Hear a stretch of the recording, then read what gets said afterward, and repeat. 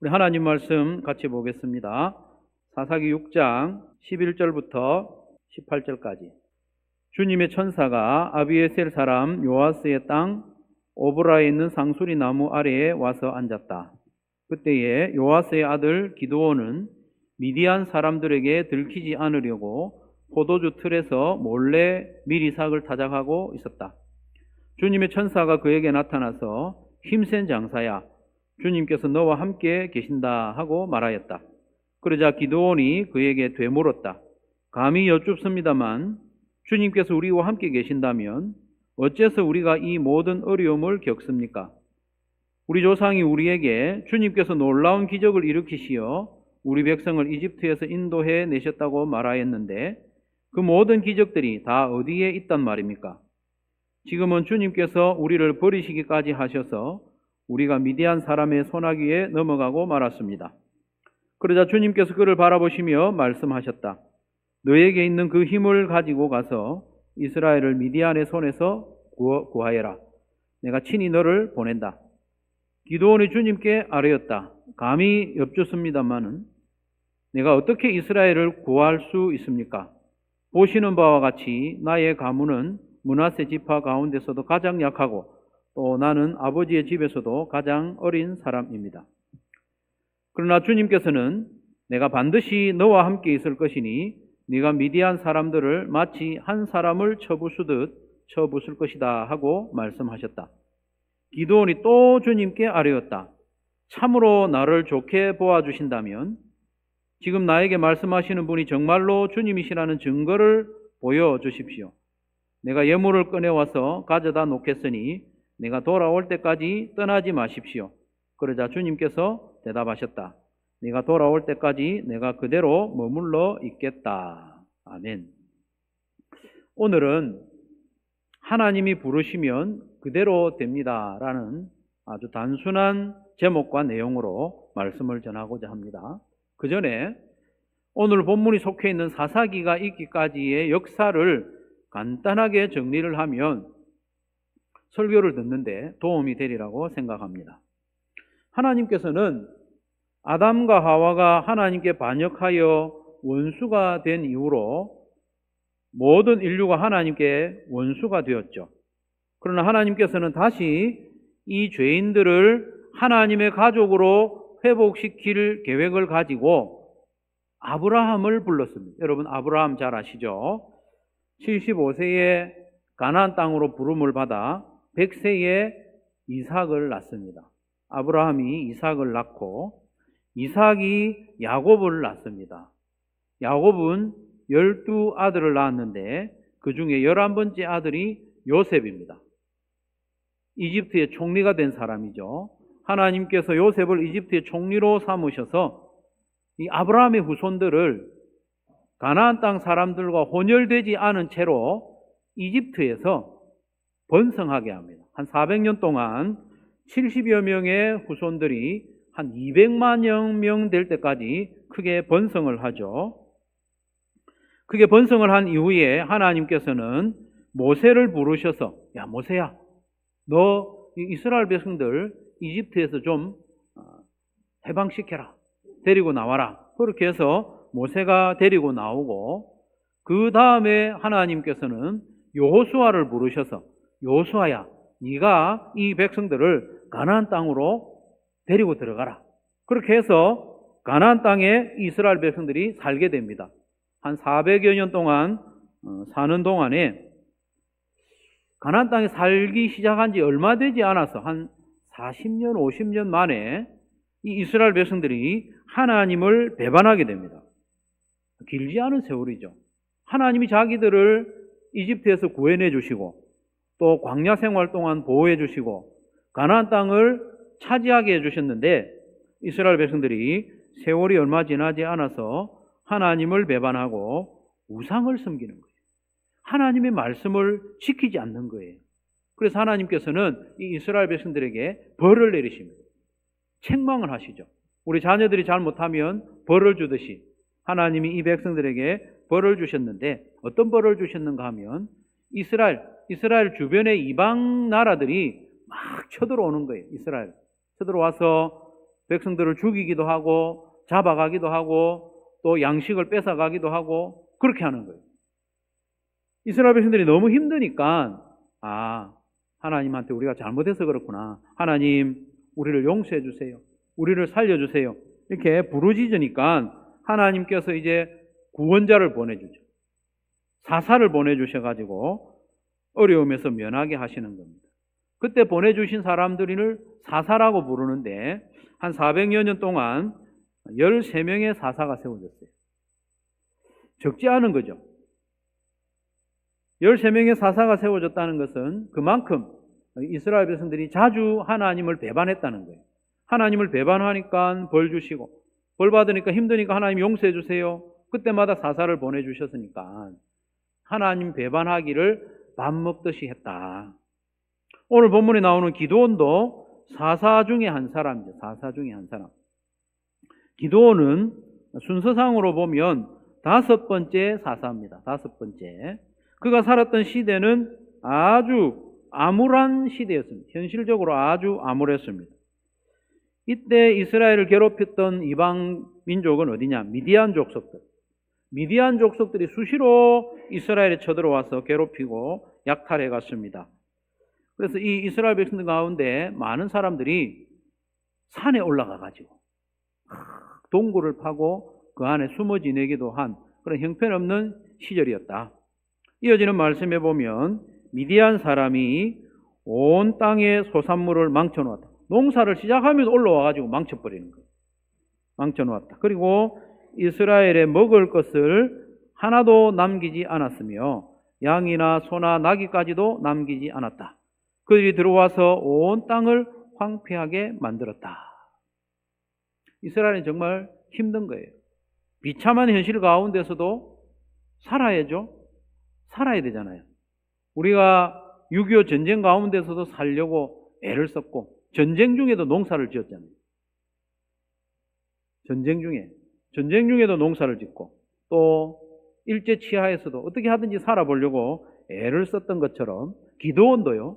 이 어려운 현실 앞에서 굴욕적이고 구차한 삶을 이어가고 있었어요. 살아야 되니까.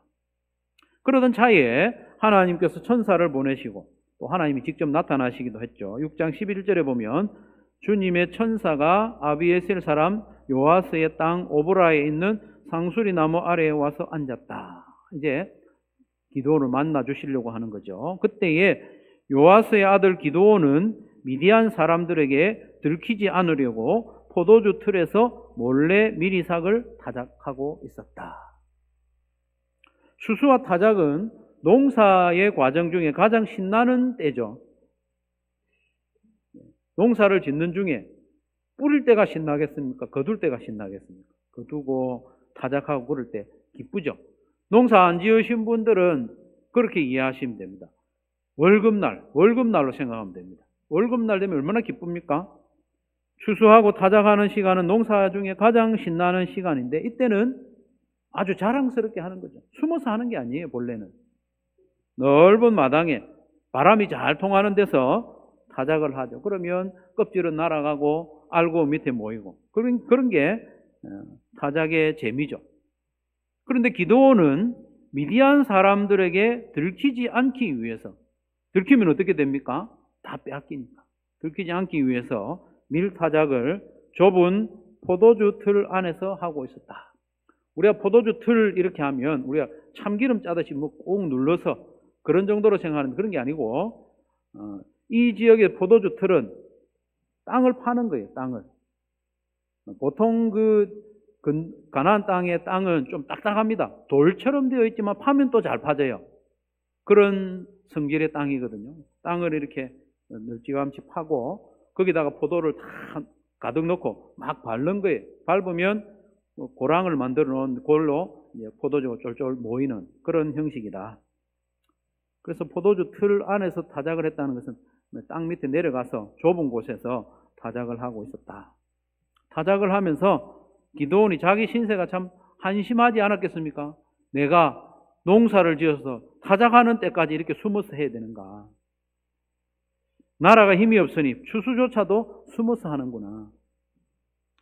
그렇게 하지 않으면 먹을 양식조차 다 빼앗기기 때문에 그렇게 하는 거예요. 현실적으로 기드온의 현실이 매우 암담했다. 외부적인 현실만 절망적인 것이 아니라 이 기드온의 마음도요. 그리고 기드온의 믿음도 매우 비관적이었습니다. 12절에 보면 천사가 나타나서 기드온에게 이렇게 말하죠. 힘센 장사야. 개역 개정 성경에서는 큰 용사여 이렇게 큰 용사여 주님께서 너와 함께 하신다 이렇게 합니다. 천사가 나타나가지고 여러분에게 큰 용사야 하나님이 너와 함께 하신다 이렇게 말하면 힘이 나겠습니까? 안 나겠습니까? 힘이 나야 정상입니다. 그런데 기드온은 이런 말을 듣고도 믿음이 생기지도 않고 용기도 생기지 않습니다. 큰 용사의 자질이 안 보이는 거예요. 힘이 없는 거예요. 그래서 기드온이 뭐라고 이야기하느냐? 13절을 요약해서 이야기하자면 주님께서 우리와 함께 계신다면 어째서 우리가 이 모든 어려움을 겪고 있습니까? 이집트에서 이스라엘을 구원해내셨다고 하는 하나님께서 우리를 이제 버리셨네요. 버리셔서 미디안의 손아귀에 넘겨주셔가지고 우리가 지금 죽을 공생을 하고 있지 않습니까? 이렇게 합니다. 천사가 나타나도 기드온은 용기를 내지 못합니다. 14절에서도 보면 하나님이 함께 하실 것이니 네가 이스라엘을 미디안의 손에서 구해내라 이렇게 말씀하셔도 기드온은 믿음 없는 소리만 합니다. 내 같은 게 무슨 그런 일을 하겠습니까? 감히 내가 어떻게 하겠습니까? 나는 므낫세 지파 가운데서 가장 작고 우리 집안에서도 가장 볼품없는 사람인데 하나님이 그렇게 이야기하면 뭐합니까? 이런 불신앙의 소리를 하죠. 그러자 하나님께서는 다시 말씀합니다. 다시 약속의 말씀을 하죠. 16절에 보면 내가 반드시 너와 함께 있을 것이니 네가 미디안 사람들을 마치 한 사람을 쳐부수듯 쳐부술 것이다. 이때 쳐들어온 미디안 군대의 숫자가 몇 명이냐? 13만 5천 명입니다. 어마어마한 숫자입니다. 하나님이 함께 하시겠다고 약속해도 기드온은 믿지 못하는 거예요. 안 믿어지는 거예요. 그러니까 증거를 보여주세요. 증거를. 17절에 막 그런 식으로 하나님께 이야기하죠.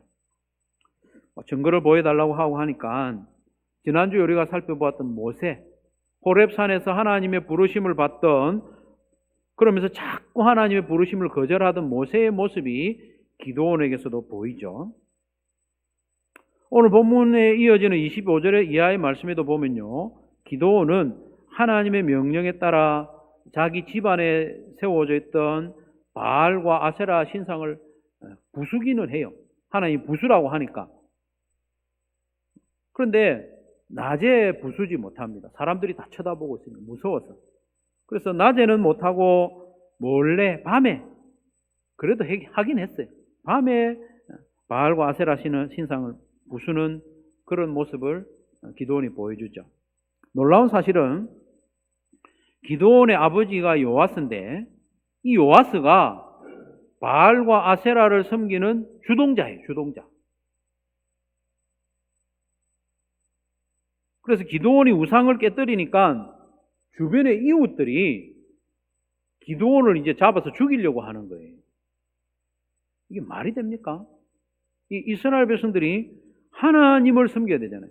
하나님의 백성이라고 하는 이 이스라엘 백성들이 바알과 아세라 우상을 깨뜨렸다고 해서 기드온을 죽이려고 하고 있는 거예요. 이것이 기드온이 살았던 시대의 그 현실입니다. 현실. 하나님을 배반하고 우상을 섬기고 영적인 현실. 그리고 기드온도 믿음이 매우 약하다. 용기가 없다. 겁이 많은 사람이다. 그게 기드온의 현실입니다. 이것을 보면 우리 하나님은 누군가를 부르실 때 믿음 좋은 사람만 골라서 부르지 않는다는 거예요. 소망이 되죠.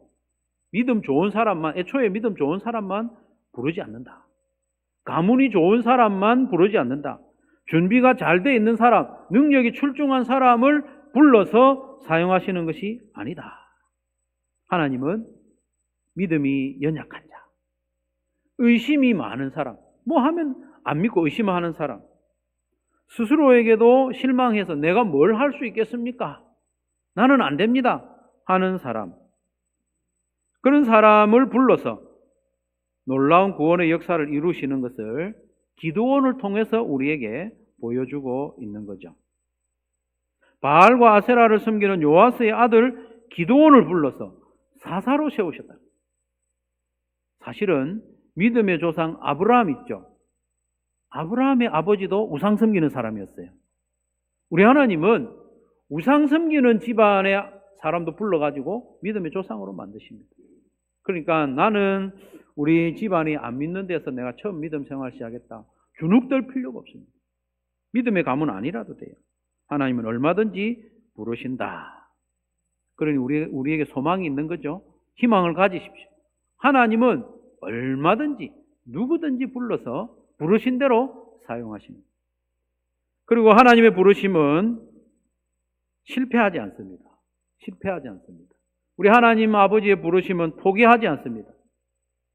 기드온은 모세 못지않게 불신앙적이고 거절하고 질질 뺐잖아요. 우리 경상도 분들은 뭐 이런 표현을 이해하실 것 같아요. 경상도 분 아니라도 이해하시겠죠. 질질 빼는 거예요.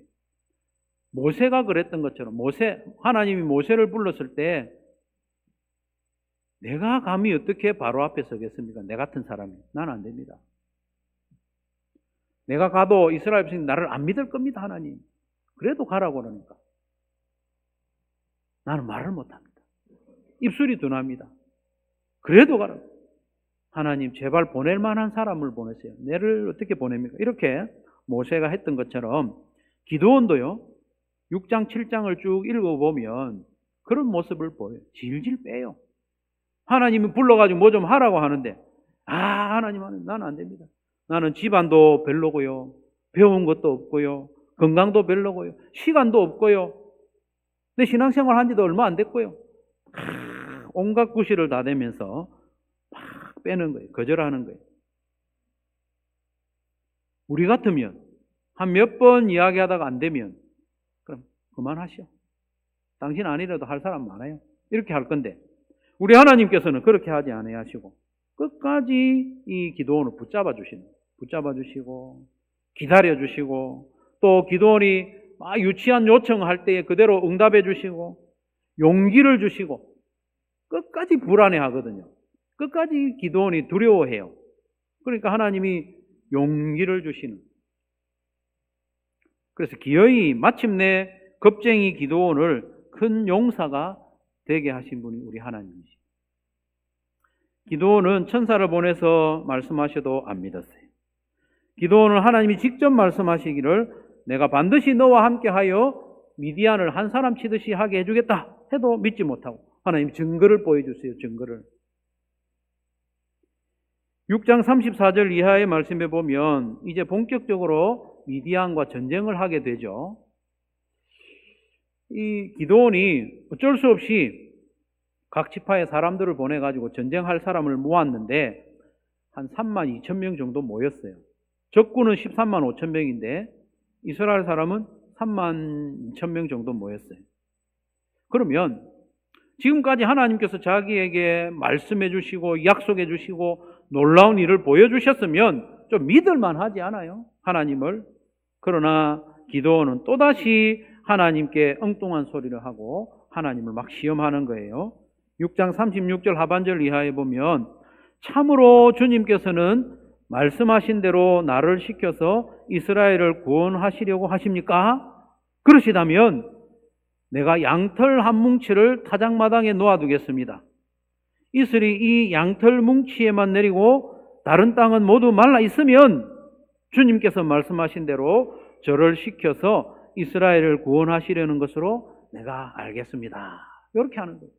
이미 또 말씀하셨고 이적을 보여주셨는데도.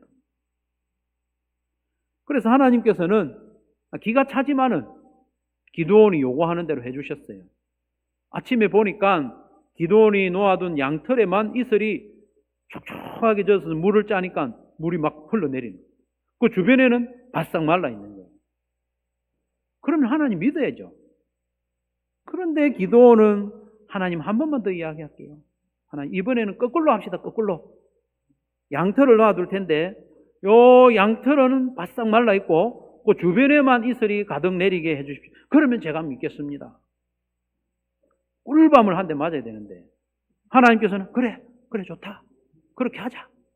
그래서 다음 날에 보니까 양털만 바싹 말라 있고 주변은 이슬로 촉촉하게 젖어 있는. 하나님께서 그렇게도 들어주시는 분이에요. 그렇게 해주셨는데도 기드온은 여전히 두려움을 떨쳐버리지 못하죠. 그래도 두려움을 떨쳐버리지 못해요. 미디안 연합군의 수가 13만 5천 명이고 지금 기드온에게 남아있는 군사의 수가 300명이거든요. 물론 기드온 마음도 좀 이해가 되지만은 지금까지 하나님이 보여주셨던 거 보면 혼자라도 나가서 싸우라면 나가서 죽더라도 싸워야 되지 않아요? 그래도 이 기드온은 하나님 믿지 못합니다. 그래서 하나님께서는 또 기드온을 격려하시고 또 기다려주시는 것을 보게 됩니다. 사사기 7장 9절에서 11절에 보면요. 그날 밤 주님께서 기드온에게 말씀하셨다. 너는 일어나서 적진으로 쳐내려가거라. 내가 그들을 너의 손에 넘겨주겠다. 네가 쳐내려가기가 두려우면 너의 부하 부라와 함께 먼저 적진으로 내려가 보아라. 살짝 가보라는 말이죠. 그리고 적들이 무슨 말을 하는지 들어보면 네가 적진으로 쳐내려갈 용기를 얻을 것이다. 지금 용기가 없는 거예요. 하나님 함께 하시는데도. 그는 자기 부하 부라와 함께 적진 끝으로 내려갔다. 이렇게. 여러분, 기드온은 기본적으로 겁이 많아요. 그러니까 하나님께서 너 혼자 내려가 보라 하지 않으시고 너 부하 한 명 데리고 가라. 혼자 가라면 안 가요. 이만큼 하나님은 세밀하게 우리를 이해해 주시는 분. 그리고 믿음이 약한 기드온이 혼자 갔다면 가서 무슨 소리를 들어도 놀라운 소리를 들어도 이건 내가 잘못 들었지. 안 믿는 거예요. 그래서 증인을 한 명 데려가라는 부하. 그렇게 이 기드온과 부하가 적진에 몰래 갔더니 하나님께서 예비하신 말을 듣게 되는 거예요. 적군들끼리 이런 대화를 주고받는 거예요. 기드온이 그곳에 이르렀을 때에 마침 한 병사가 자기가 꾼 꿈 이야기를 친구에게 하고 있었다. 내가 꿈을 꾸었는데 보리빵 한 덩어리, 보리떡 한 덩어리, 이 기드온을 상징하거든요. 보리빵 한 덩어리가 미디안 진으로 굴러 들어와 장막에 이르러서 그 장막을 쳐서 뒤엎으니 그만 막이 쓰러지고 말았다네 하고 말하니까 꿈 이야기를 들은 그 친구가 말하였다. 그것은 다름이 아니라 이스라엘 사람 요아스의 아들인 기드온의 칼이 틀림없네. 하나님이 미디안과 그 모든 진을 그의 손에 넘기신다는 것일세. 이방인이, 적군이 기드온에게 이렇게 말을 해주는 거예요. 예언이잖아요. 기드온이 하나님의 말씀을 듣고도 안 믿으니까 이번에는 적군을 시켜가지고 꿈을 꾸고 옆에서는 한 사람 꿈을 해석해주는 그 대화를 들음으로써 용기를 주시고 믿음을 주시는 분이 우리 하나님이시라는 거예요. 저 같으면 이렇게 안 믿는 사람은 일찌감치 포기하고 그래도 한 두어 번 이야기하면 믿을 만한 사람, 용기가 있는 사람 뽑아서 일을 맡겨보겠는데 하나님께서는 그렇지 않아요. 우리가 보기에 불가능해 보이고 소망이 없는 사람 부르는 거예요. 부르면 그대로 되니까. 그런 사람 불러서 끝까지 기회를 주시고 용기를 주시고 사람 만드는 겁니다.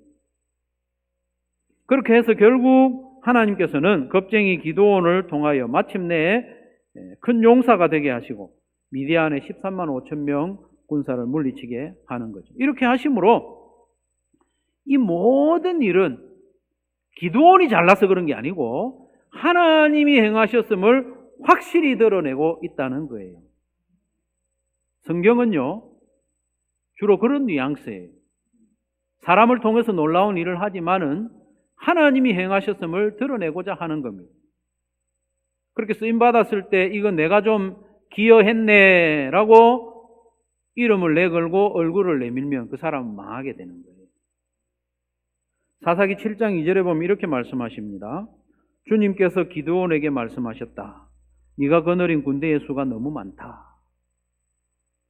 이대로는 내가 미디안 사람들을 네가 거느린 군대의 손에 넘겨주지 않겠다. 안 그래도 적어요. 근데 많대요. 이스라엘 백성이 나를 제쳐놓고서 제가 힘이 세워서 이긴 줄 알고 스스로 자랑할까 염려된다. 그래서 하나님은 32,000명 군대를 10,000명으로 줄이고 10,000명의 군대를 300명으로 줄여가지고 이건 누가 봐도 이스라엘이 잘해서 이긴 게 아니다. 기드온이 잘해서 이긴 게 아니다 하는 것을 확실히 해놓고 미디안 군대를 물리치게 하신 거죠. 이처럼 우리 하나님의 부르심은 하나님의 능력과 영광을 가리지 않을 만한 사람을 고르신다는 것을 여러분 기억하시기 바랍니다. 하나님은 우리를 부르실 때 내가 이 사람을 사용하면 내 영광을 가로채지 않겠구나. 그런 사람 부르죠. 그러니까 믿음 약한 사람, 능력 없는 사람, 가문이 안 좋은 사람 부르시는 거죠. 혹시 우리 가운데 나는 이 정도면 누구보다도 하나님께 쓰임받을 준비가 돼 있어. 그런 생각하고 있는 사람은 하나님께서 부르시지 않습니다. 사랑하는 성도 여러분, 하나님이 부르시면 그대로 된다는 사실을 굳게 믿는 저와 여러분 되시기를 바랍니다. 한번 따라하겠습니다. 하나님이 부르시면 그대로 됩니다. 아멘. 하나님이 부르시면 그대로 됩니다. 하나님이 빛이 있으라 하니까 빛이 생겼어요. 우리 하나님은 없는 것을 있는 것처럼 부르시는 분이에요. 하나님이 부르시면 나타나게 되어 있어요. 하나님이 말씀하시면 그대로 되게 되어 있습니다. 하나님께서 겁쟁이 기드온을 가리켜서 큰 용사여 부르셨어요. 그러니까 결국 큰 용사가 됐지 않습니까? 그런데 막상 하나님께서 다른 사람이 아니라 나를 지명하여 부르실 때, 야, 너 이리 와봐. 너 이것 좀 해라. 이렇게 하실 때에 그때는 온전히 잘 안 믿어지는 거예요. 기드온한테 일어났던 일은 아멘 하는데 나를 부르실 때는 하는 거예요. 그럴 때 우리는 어떻게 해야 하는가? 우리는 우리 자신의 볼품 없음, 믿음이 연약함, 그거를 딱 인정해야 돼. 믿음 있는 척 할 필요는 없어요. 나의 작은 믿음, 흔들리는 믿음으로라도 하나님 앞으로 가야 돼요. 하나님 앞에 가야 돼요. 가서 내 믿음만큼 하나님한테 자꾸 말을 해야 돼요. 내 믿음만큼. 내 믿음 초과해서 말할 필요가 없어요. 그리고 하나님께서 나를 불러놓은 자리 있잖아요. 그 자리를 딱 지켜야 돼요. 나의 상황이 암담하고 나의 믿음도 나의 실력도 너무나도 보잘것없어도 나를 부르신 하나님을 딱 바라봐야 됩니다. 온전한 믿음이 아니라도 됩니다. 자꾸 하나님 앞에 나가야 돼요. 기드온처럼. 기드온은 어디 온전한 믿음으로 하나님께 뭘 요구했습니까? 온전히 안 믿어지니까 자꾸 하나님 앞에 요구한 거잖아요. 우리도 하나님이 나를 부르시고 나에게 뭔가 일을 맡기실 때 안 믿어져요, 안 믿어져. 내가 어떻게 그런 일을 합니까? 안 믿어져도 하나님, 내가 내한테 있는 그 믿음, 조그마한 믿음으로라도 자꾸 하나님한테 뭔가를 말씀을 드려야 돼요. 기드온처럼.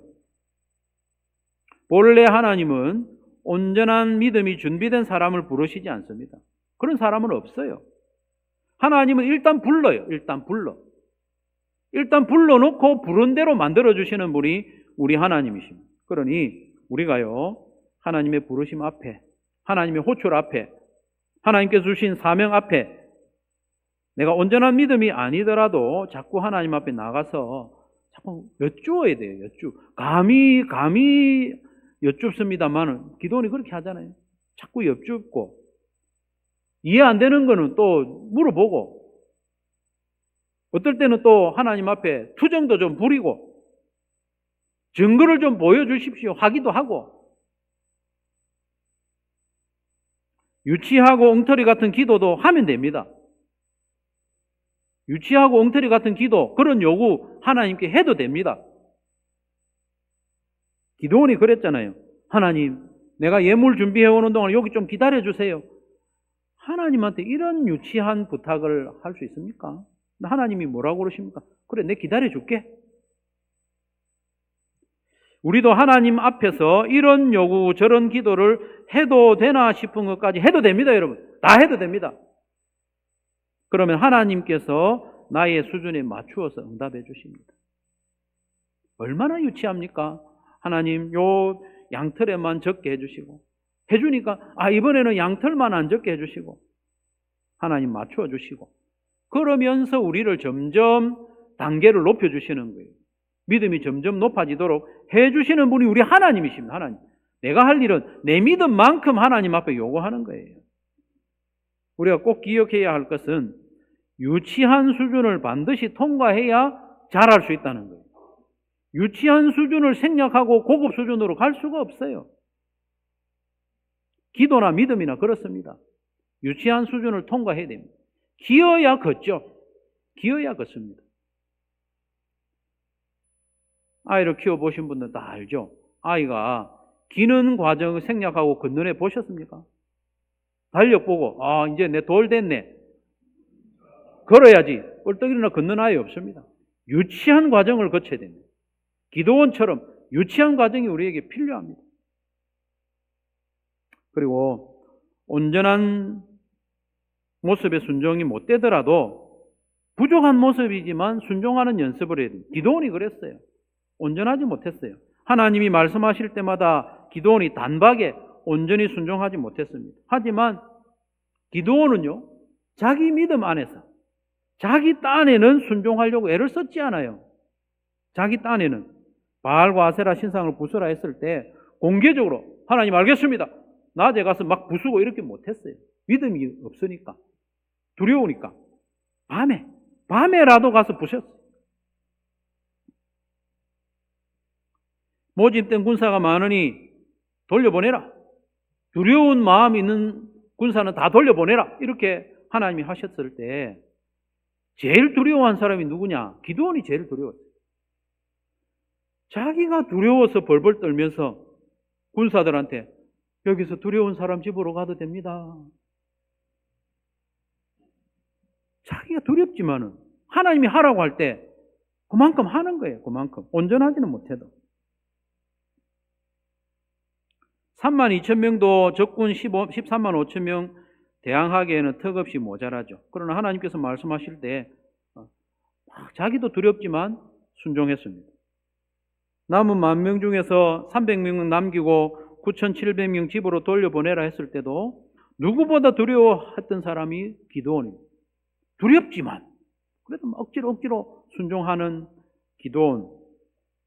이렇게 기드온은 담대한 믿음, 온전한 믿음으로는 아니었지만 제 딴에는 작은 믿음이지만 순종하는 연습을 했더니 점점 담대한 사람, 큰 용사로 빚어주신 것 아닙니까? 우리도 그러면 됩니다. 우리도 하나님의 말씀 앞에서, 하나님의 부르심 앞에서 담대한 믿음이 생기지 않더라도, 온전하게 순종하지 못하더라도 내가 할 수 있는 만큼 순종하는 연습을 계속합시다. 그러면 하나님께서 우리를 부르신 대로 만들어 가시는 줄로 믿으시기를 바랍니다. 하나님께서는 겁쟁이 기드온을 애초에 큰 용사라고 불러놓고 시작하셨어요. 우리도 마찬가지입니다. 우리를 하나님께서 부르셨다? 그럼 그렇게 되게 되어 있는 거예요. 그 과정에서 우리가 할 수 있는 만큼 믿음으로 순종을 하는 겁니다.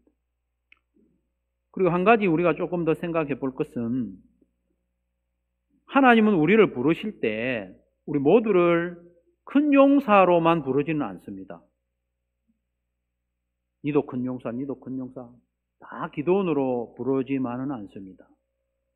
숨은 용사로 부르실 때도 있어요.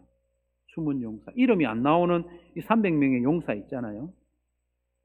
안 그러면 기도원의 불화와 같은 사명으로 부르실 때도 있어요. 누가 더 크냐? 하나님 앞에 가봐야 됩니다. 우리가 볼 때는 기도원이 커 보이지만은 하나님 볼 때는 기도원이 크다고 장담 못하는 거거든요. 숨은 용사로 부르실 때도 있고 부라와 같은 조력자로 부르실 때도 있습니다. 그들이 할 일이 뭡니까? 그들이 할 일은 두려워 떨고 있는 기도원 옆에 있어주는 거잖아요. 기도원 옆에서 용기를 북돋워 주는 거잖아요. 여호수아가 얼마나 담대한 사람처럼 보입니까? 하나님께서 친히 말씀하시기를 강하고 담대하라. 내가 너와 함께 하겠다.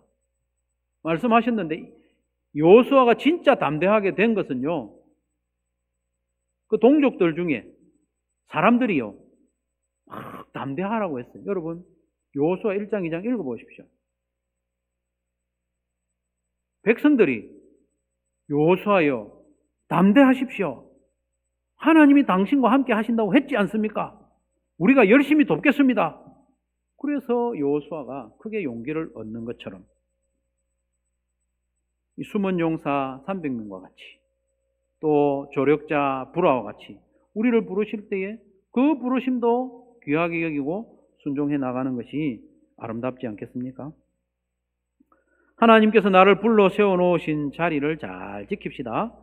내가 나를 볼 때 야, 하나님이 영 사람을 잘못 뽑았네 그렇게 싶어도 나를 부르신 하나님을 바라보면서 자리를 지킵시다. 자리를 지키는 동안에 온전한 믿음이 아니더라도 자꾸 하나님 앞에 나아가가지고 엉터리 같은 기도도 하고 유치한 요구도 자꾸 합시다. 그러면 하나님께서 우리를 키워주시는 거죠. 하나님 우리를 핀잔 주시지 않습니다. 야, 너 신앙생활 한 지 몇 년이 됐는데 아직 그러고 있냐? 핀잔 주지 않습니다. 유치하고 엉터리 같아도 우리에게 맞추어서 믿음이 자라도록 해주시는 거죠. 온전한 순종이 아니더라도 내 딴에는 할 수 있는 만큼 부족하지만 순종하는 연습을 계속합시다. 그래서 하나님 앞을 떠나지 않고 하나님 앞에서 떠나지 않고 기도원처럼요. 궁시렁거리면서라도 불러 세워놓으신 그 자리를 잘 지키면 마침내 우리를 부르신 그 모습대로 세워주실 줄로 믿습니다. 그래서 하나님께만 영광을 돌리는 저와 여러분의 신앙 여정이 되기를 주님의 이름으로 축원합니다.